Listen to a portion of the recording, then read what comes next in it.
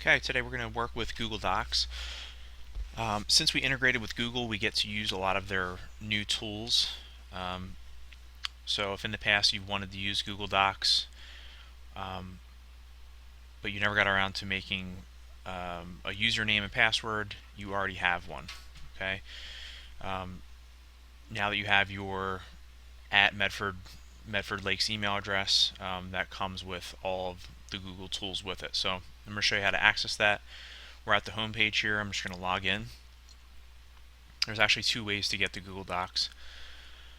The first being My Account. We click on My Account and you'll see Google Docs is right here. So it opens Google Docs and you have all of your other tools up here. The second way is if I go back and I open up my email. Just log in real quick.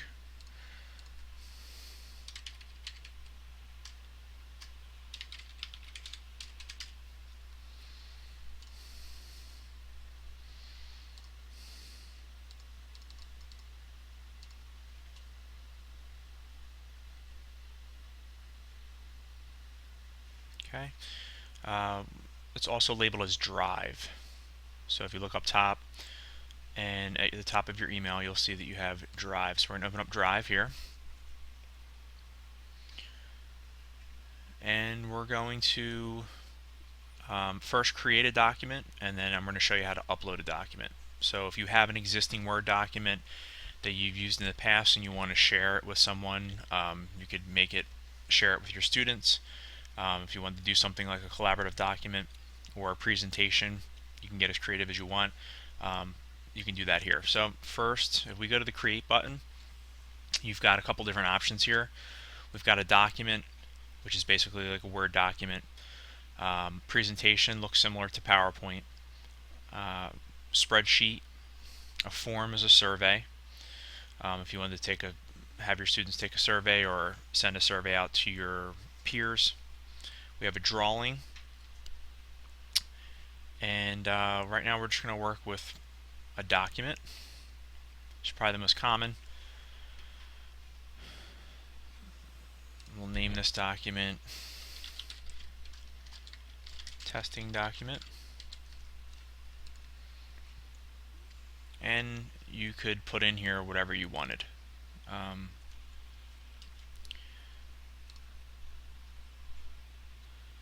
Any pictures, links, anything like that. So I'm just going to put name here, and say I had a worksheet here that I wanted my students to fill out. Or I could make some type of table and have each of the students respond to some type of question, and they could each view each other's response if we were in the computer lab or if they were at home. So let's just say we have a completed document here. We're going to go up to the Share button. Okay, you'll see by default that the document right now is private only to me. So no one would be able to view this, even if they had this web address up here, the URL. Once that was opened up, it would say this document's private, you cannot view. So we're going to change this. So we click the Share button, and it's going to ask who do I want to give privilege to. So if I wanted to give this privilege to only one other person, I could put that one other person in. If I want this document to be public, which I'm going to do right now, I can click the first one that says public on the web. Now another cool thing, since we're going through the district right now, I can make sure that only people with the Medford Lakes email address could view it as well. Okay, so right now I'm going to make it public to the web. And at the bottom here it asks for access. Do I want people to view it? Can I allow them to comment on the document? Or if you really want this to be collaborative, you can allow them to edit it. Just be mindful that if you do allow to edit and you hand this out to your students, they could overwrite the entire document. So I'm going to allow them to edit this, and I'm going to save it. And once I save it, it makes a URL here. So I would need this to send out to my students or my peers or anyone else if they wanted to get this document. You could also email the document to them. If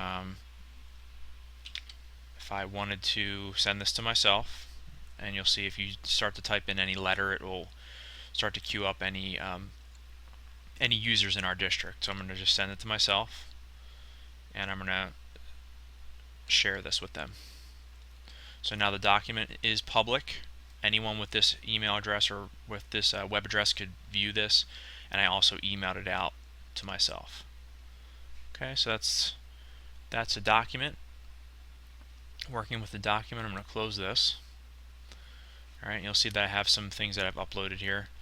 The second thing I want to show you is uploading a document. So if you have an existing document and you want to upload it into Google Docs here and then share it, you can also do that. Just be mindful that if you're doing something in PowerPoint or something in Word, you can lose some of your formatting.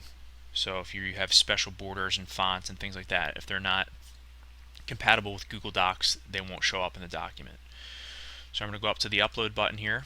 I'm going to go to my files, and I have a computer test here. Okay, it shows the document. It's 100% loaded. I'm going to open this document up.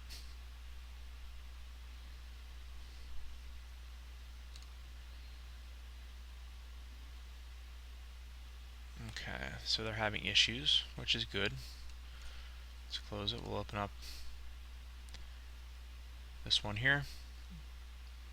Okay, and you'll see once you upload something, you can't edit that document. Okay, so what we have to do here is we're going to go up to File, and we have to go down to Export to Google Docs. Okay, so you can upload anything you want to view. If you do want to edit the document and make changes to it, we have to export it to Google Docs. So we're going to click that. And now we can edit this. Okay, so if this was your computer test or your test, I'm going to write my answer in, and again, if I wanted to share this,